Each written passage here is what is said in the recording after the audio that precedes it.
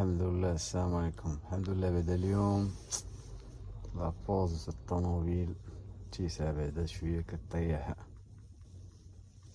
نقولو الكوسان. انا كنقولها الكوسان حيت هادشي اللي كنقولو في المغرب. وزوينة الطوموبيلة هادي والله العظيم الا ماكلة ودوا.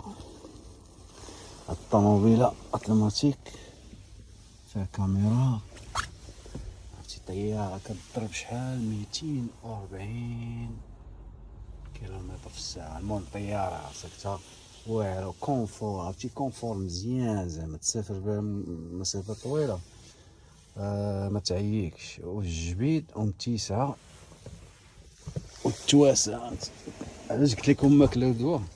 غنشوف فيها شحال 5 البلايص والكوفر كبير هز فيه دير فيه اللي بغيتي. واعرة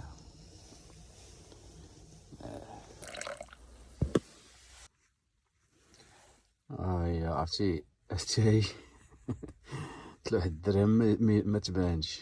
ما كنحملش انا داك التاي اللي كيكون خفيف الماء الصغاريت اللي كيجيب ليا السخفه. مشيت عند واحد الكوليغ بنت مغربيه، هي اللي عطيتها تبادلت معاها، هي اللي خدات الطوبيس وقلت لها واش تشربيها تاي بالشيبه؟ قالت لي لا ما كنحملهاش. قالت لي با لك العزيز عليه الشيبه.